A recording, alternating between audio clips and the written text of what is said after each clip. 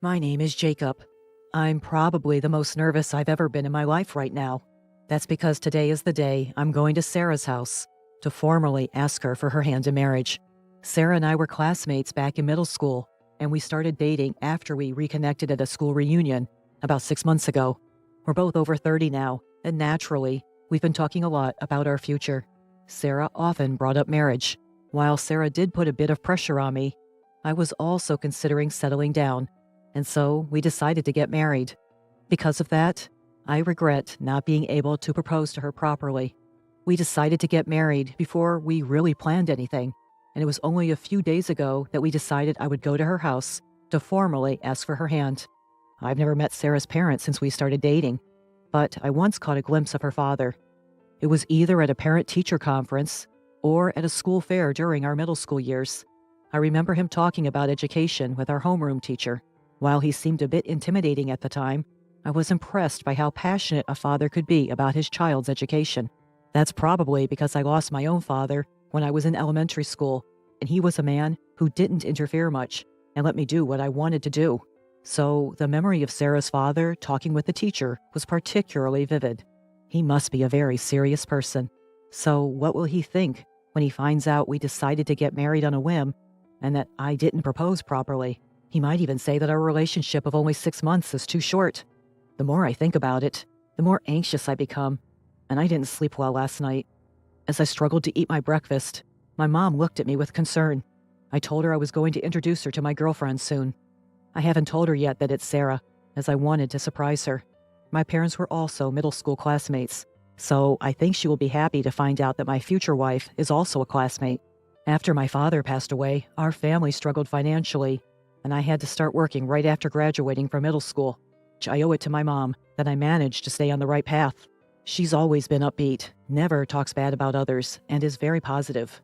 Because of her, I've always been able to live with hope.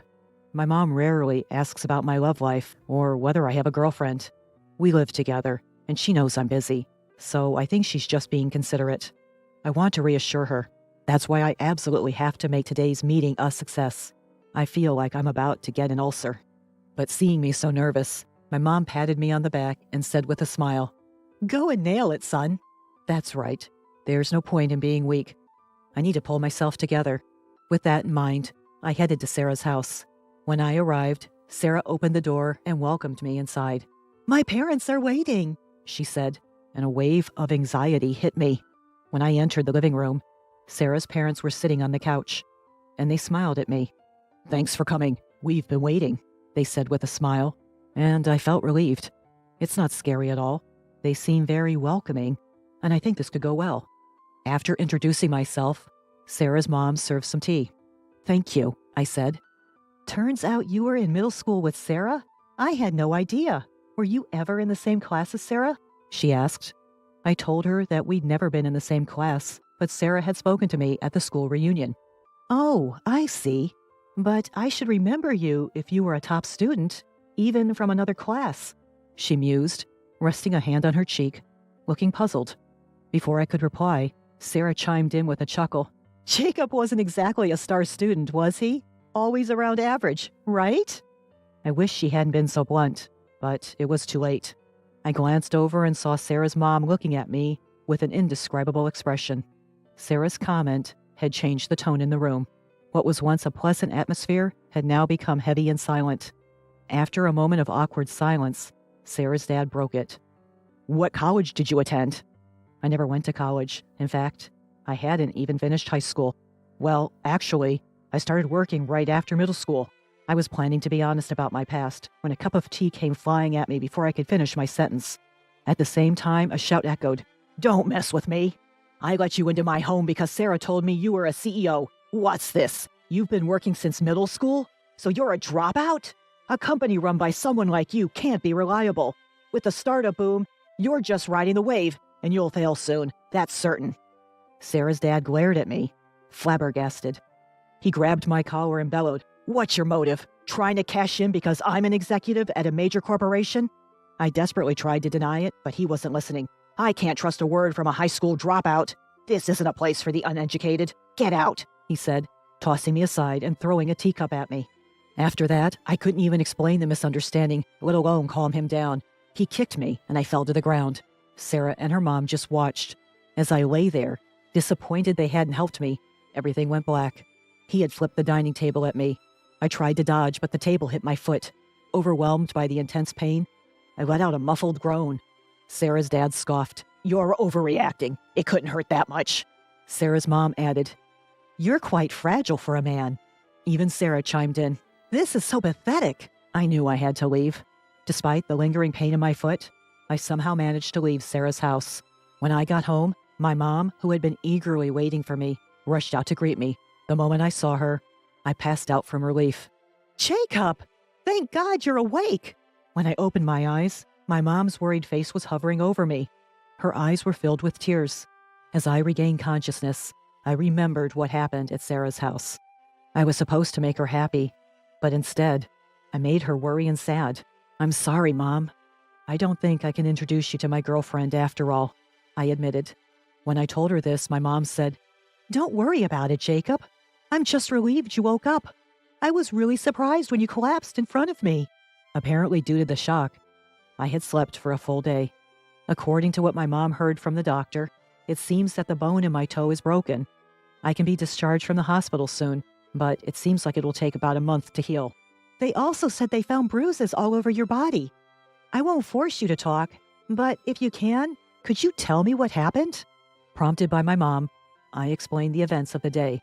The moment I mentioned the surname of Sarah, Mom's face changed color. "Johnson? You don't mean..." It appears that when I was in junior high school, my mom was criticized by Sarah's dad, who said having a child of a single parent around is a bad influence on my daughter. My father was no longer around when I was in junior high. My mom was busy with work every day and was only able to come to school events once during the 3 years. She was told such a thing by Sarah's dad on that single occasion. Mom must have been deeply hurt. I didn't know anything about it because my mom never said anything about it and didn't show it in her behavior at all. But now, my mom is making a very frustrated face, saying, "I can't believe that the person who said such a thing hurt my son." The moment I saw that expression on my mom's face, my anger reached its boiling point. It's not just that he looked down on me for being a junior high school graduate, but he also oppressed my mom in the past. I made a determination to get back at them, father and daughter. The next day, I headed for Sarah's house again. I contacted her in advance, but Sarah didn't seem to feel guilty about what happened, and rather blamed me for the lack of communication during the full day I was unconscious. So she was like that. I felt pathetic thinking that the person I decided to marry was like that, but I also thought it was a good thing that I got to know before getting married. When I arrived at Sarah's house, both her father and mother were waiting outside. "Daring to come back here? Don't you dare step foot in this house again." Sarah's father was already on the offensive. He didn't mention at all that I was on crutches with a cast on my left foot. "I have no intention of stepping in again. I've decided to file a complaint, so I came to report it today," I said. At my words, the two looked at each other and started laughing. "Wait, are you serious about the complaint? You weren't seriously injured. It's absurd to sue your fiancé's dad," Sarah retorted. I informed her that the engagement was off. I thought they would be a little flustered if I mentioned the complaint and the breakup of the engagement, but that was not the case. Sarah said, "Don't give up just because the greeting didn't go well. If you apologize, Jacob, I'll ask my dad to give you another chance." "What do I have to apologize for?" My blood boiled and I clearly stated, "I have nothing to apologize for. I'm serious about both the breakup of the engagement and the complaint." Then Sarah arrogantly said, "Playing the tragic hero, huh? My father could easily squash a little thing like a police report. He'd even make this broken engagement disappear if it happened now." Unbelievable. How dare she act so high and mighty? Then, even Sarah's dad chimed in. "Sarah, we're better off without a man like this. Go ahead. File a police report if you want. I doubt you've got enough evidence for it to mean anything anyway," he said, laughing mockingly.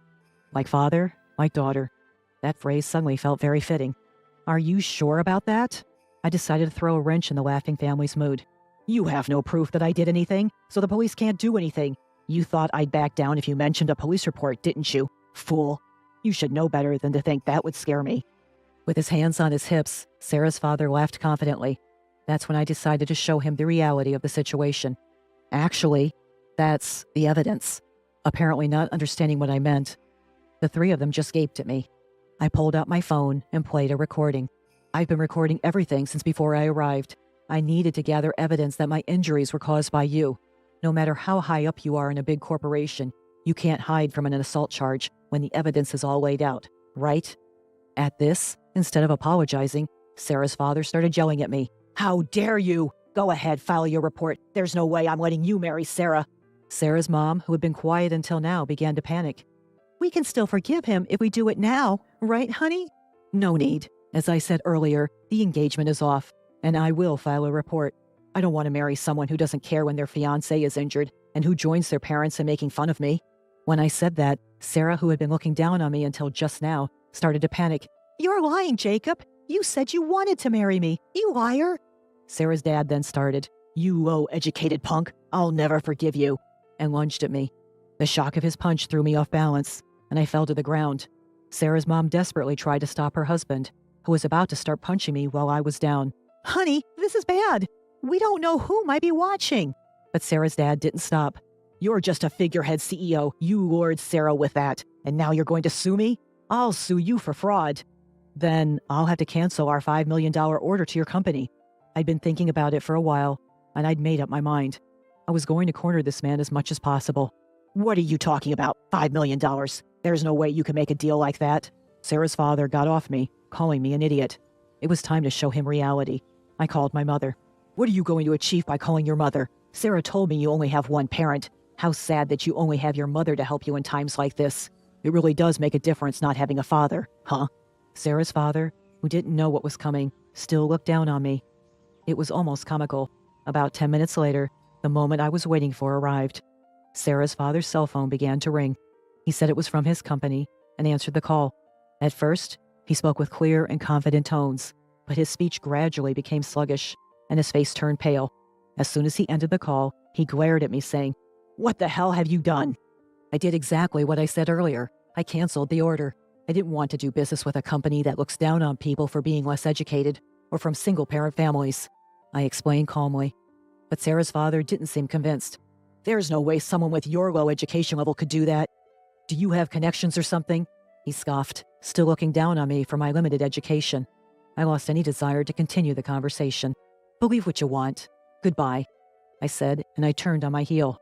Sarah's father tried to chase after me, shouting, "Wait a minute."